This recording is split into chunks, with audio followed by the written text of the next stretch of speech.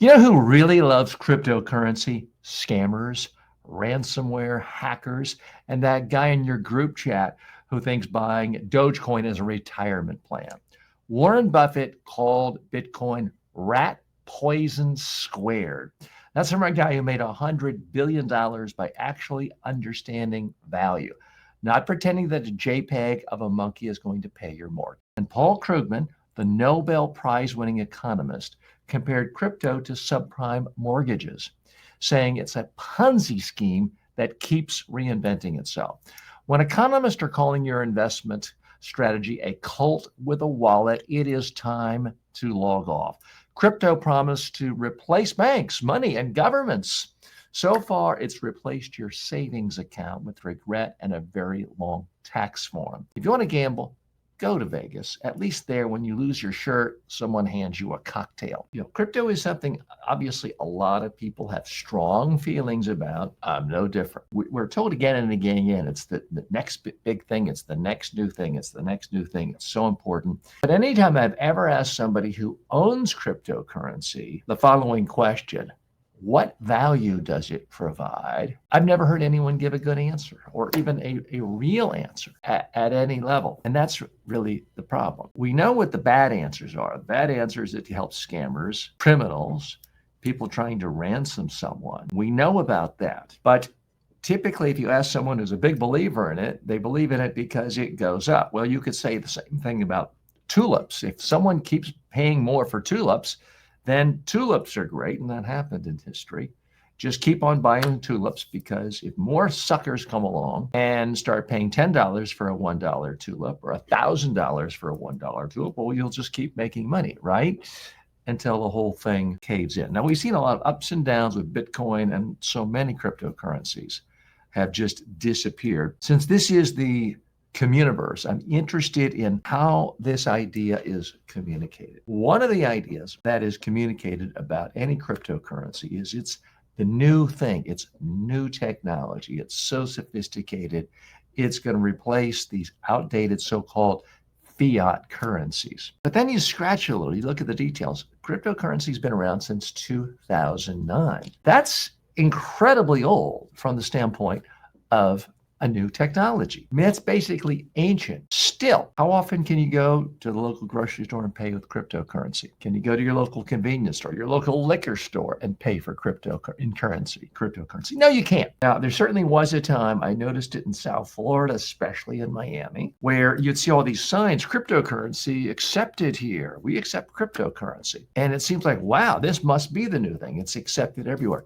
Only one little problem. If you go to the store and say, hey, can I really pay with cryptocurrency? They're like, oh no, somebody just paid us a few bucks to put that bumper sticker in the wall and on the door. It was all a scam. So biggest problem, as I see it with cryptocurrency, is there's no clear use for it in payments or commerce. It's simply not a reliable use of commerce. Legitimate businesses simply do not need to use cryptocurrency. It's slow, it's inefficient, it's expensive, especially during peak network congestion. It's kind of a step backwards when it comes to financial evolution. The other problem is there's no intrinsic value. Now you could say, well, the US dollar isn't backed by gold, it's fiat currency. But time out. The very same people who are saying the US dollar is so worthless because there's no intrinsic value then want to turn around and say, well, Bitcoin is great, even though it has no intrinsic value. Fiat currency is bad because somebody just established by fiat that it's worth something. Well, that's essentially what's happening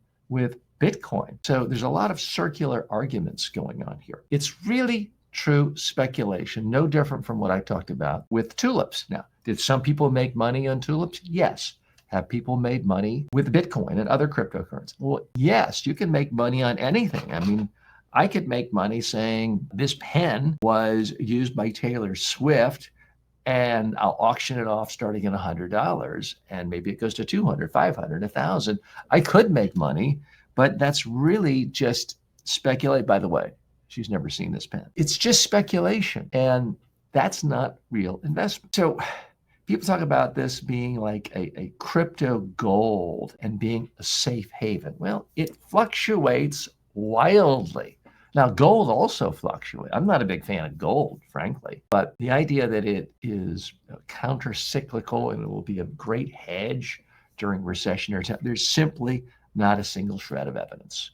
It fluctuates wildly because it's speculation. There's a lot of big problems with crypto. Part of it is it's environmentally destructive. The amount of energy it takes to do this so-called mining. Don't even get me into explaining it because it's so wildly complicated.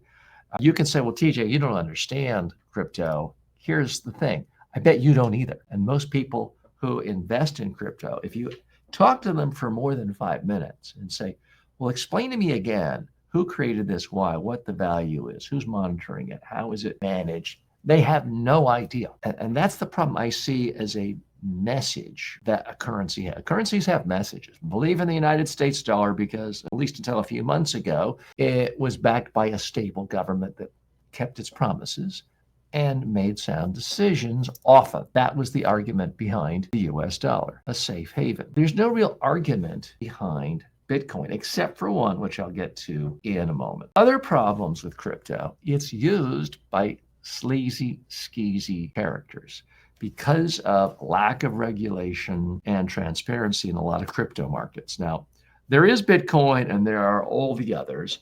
I'm not saying Bitcoin is great and all the others are garbage. I'm saying all of them are garbage. Doesn't mean people haven't made money. Doesn't mean you can't make money on them. I'm saying that I essentially agree with Warren Buffett that it is rat poison squared. And I'm going to go over a few more reasons. I like Paul Krugman's phrase, that's techno-optimism run amok. That as long as it's been around, all the hype, all the big show, all the billionaires hyping it, no one has really figured out a real world use for this. And talking about banking the unbanked, they've either failed these solutions or they bring out new risk. They haven't really done much at all. In some ways, this is very similar to the dot-com boom, which ended up as a bust, similar to a lot of the deregulation that brought out the 2008 housing crisis. That certainly didn't work out well. And it involves a lot of magical thinking that once you scratch a little, it doesn't really pan out. It doesn't really work. That's the problem. Now, there is one thing that crypto is good for. Paul Krugman doesn't give enough credit. A lot of other people don't give credit, but I'm going to spell it out for you right here. I think this is the real message that is communicated by cryptocurrency. It's a way for wealthy people, and I'm not anti-wealthy people by some measures. It's a way for wealthy people to say F you to their own government. You can't dilute the value of my money. You can't devalue our currency and harm me with inflation. I've got this other currency here. That's really the ultimate value of wealthy people being able to say F you to their government. And here I am in the United States. That obviously applies to the US government and to the United States dollar. So if that's the main message you want to send, by all means, continue to promote cryptocurrency. But if that's not what you think personally values you, I don't know why you would want to be involved with it. So those are my thoughts on cryptocurrency. This has been around since 2009. I get sick of hearing about it. I absolutely love when I see it plummet and people losing money from it, but it's not going to go away anytime soon. But just because something doesn't go away doesn't mean it's not a horrible idea. A lot of cults have been around for thousands of years. They don't go away. Certain diseases have been around thousands of years. They don't go away. I put this in the same category.